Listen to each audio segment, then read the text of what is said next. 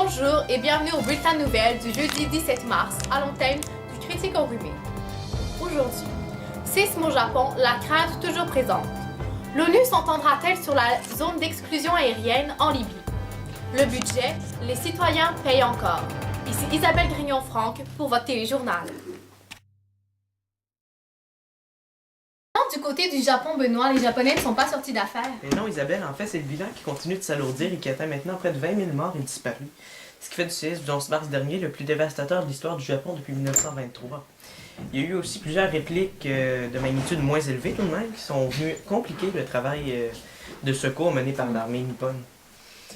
En plus de ce séisme, on le sait bien, il y a la centrale de Fukushima qui inquiète encore les autorités. Depuis le 17 mars dernier, des tests de radioactivité qui sont effectués autour de la centrale et ça augure de moins en moins bien de ce côté-là. Il y a des traces de radiation qui auraient été trouvées dans les aliments produits à proximité de la zone touchée, notamment dans le lait et les épinards. Il y a aussi l'eau de Tokyo qui semblerait être affectée par ces radiations-là. Est-ce que les autorités sont inquiètes pour la santé des Japonais de cette région? Bien évidemment, oui, les autorités s'inquiètent, mais les limites de radiation n'ont pas encore été dépassées. Donc ça devrait pas être dangereux pour la santé, mais tout de même, il y a des... Pour le moment, ils respectent la norme. Oui, il y en a quand même qui s'inquiètent. Merci Benoît. Ça y est, le colonel Kadhafi annonce des mesures armées sanglantes pour étouffer les vagues contestatrices. Le dictateur libyen a en effet l'objectif de rester en poste, et ce, à tout prix. L'ONU a réagi à ces déclarations. Aujourd'hui sera voté un projet créant une zone d'exclusion aérienne sur le ciel de la Libye. Si le projet est appuyé par la majorité, le gouvernement libyen se verra interdire les bombardements aériens ainsi que tout déplacement rapide à l'extérieur du pays. Des mesures pour préserver la paix utiles, mais sont-elles suffisantes, Christophe? Eh bien, d'après l'ambassadrice américaine Susan Rice, elle ne serait pas vraiment suffisante. Elle croit que l'ONU devrait aller plus loin pour tenter de rétablir le calme et de protéger les citoyens. Plusieurs pays tels la Russie, l'Allemagne, l'Inde et la Chine sont en cas elles d'un autre avis. Selon eux, la zone d'exclusion aérienne n'est pas la meilleure idée. L'ambassadeur russe a d'ailleurs présenté une contre-proposition demandant un cessez-le-feu. La France et la Grande-Bretagne, tous deux ralliés à l'idée originale, ont demandé aux membres du Conseil de l'ONU de soutenir la proposition selon laquelle la Ligue arabe, constituée de 5 pays arabes, déplorait des efforts pour la création de la dite zone d'exclusion aérienne. Oui.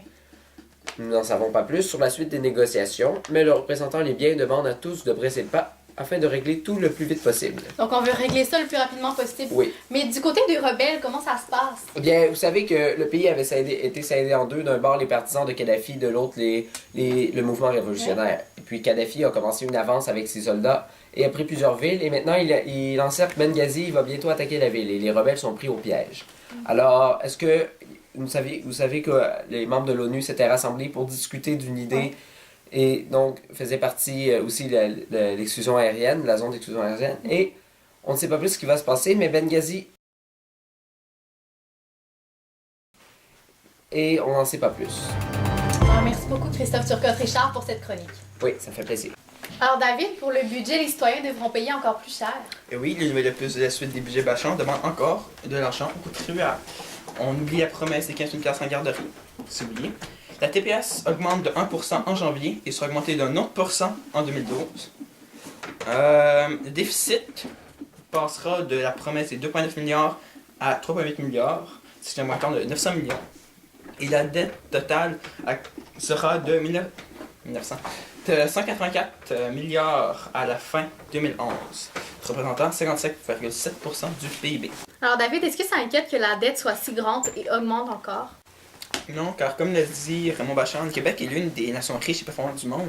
Et selon ce budget, l'équilibre budgétaire et le déficit zéro devrait être atteint en 2013. Côté justification, les frais de santé augmenteront de 2 168 $ en 2011 à 3 793 en 2017, ce qui frustre les étudiants qui sont d'ailleurs en manifestation un peu partout. Alors, merci beaucoup David pour cette chronique. Merci. Du côté économique, Chantier des Vies cherche preneur. Chantier des Vies, ce moteur économique de 2,1 milliards, doit se trouver un acheteur. L'entreprise spécialisée en chantiers navaux a déjà changé de main 6 fois durant les 20 dernières années. Cette entreprise est au Canada la seule à posséder les installations nécessaires à la construction des plus grands navires. Si Chantier des Vies peut sortir de cette période sombre, ce sont 700 emplois au Québec qui seront sauvegardés. Le maintien des activités aura également d'immenses effets structuraux pour la région de Québec qui tente de diversifier son économie.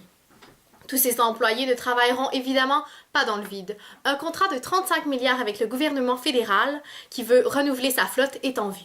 Si l'entreprise reste en vie, elle aidera également d'autres secteurs à se développer, notamment la fabrication métallique au Québec. Alors, Monsieur Genet, du côté de Québec, est-ce que le fédéral a décidé de donner un certain montant d'argent pour la construction de l'amphithéâtre multifonctionnel? Et non, le premier ministre Harper, lors de sa visite à Québec, a confirmé que le gouvernement fédéral ne contribuerait pas à la construction de l'amphithéâtre. Par ailleurs, à une hauteur de 50 millions de dollars, ils vont subventionner l'agrandissement de l'aéroport Jean-Lesage, Oui. notamment de la section qui va permettre de dédouaner du matériel ici à Québec. Donc, ça va faire beaucoup d'argent dans la région qui va entrer. C'est bon pour mon environnement. Alors, merci beaucoup, Monsieur Benoît Ça m'a fait plaisir. Alors, Christophe, du côté des arts et spectacles, que se passe-t-il? Oui, l'opéra Salomé de Richard Strauss est présenté à Montréal. Cette mise en scène dure 2 heures et elle a été fortement approuvée par les critiques. Elle sera présentée le 23, le 26, le 28 et le 31 mars à 20h à l'Opéra de Montréal. Pour ce qui est maintenant de Céline Dion, qui, vous savez, est de retour à Las Vegas, et après s'être remis de la naissance de ses jumeaux. Elle sera pour un bon moment.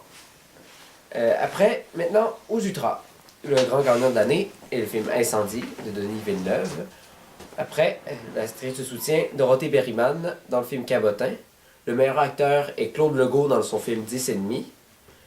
La Route 132 a été pris comme film avec la meilleure musique originale et Les Amours imaginaires comme le film s'étant le plus distingué à l'étranger. C'est tout pour aujourd'hui. Merci. Merci, Christophe. Monsieur Bourgault, je crois que vous avez de nouvelles choses à nous présenter sur le plan des avancées technologiques. Monsieur Bourgault. Oui, alors Microsoft a annoncé Internet Explorer 9, qui est déjà disponible en téléchargement. C'est une amélioration au niveau de l'interface, plus simple et mieux adaptée à Windows. C'est aussi plus stable et plus rapide. Adobe Flash 10.2 est bientôt sur Android. Optimisé pour le HD sur les débloqueurs, il serait aussi disponible pour les hackers, mais avec moins de fonctionnalités. La catastrophe au Japon retarde la production de certains composants du iPad 2. D'après iSupply, 5 entreprises basées au Japon sont concernées: Toshiba, LPD Memory, AKM Semiconductor, Asahi Glass, Apple Japan, ce qui fera que le iPad 2 sera en retard. Alors, Monsieur Turcotte-Richard, du côté des sports.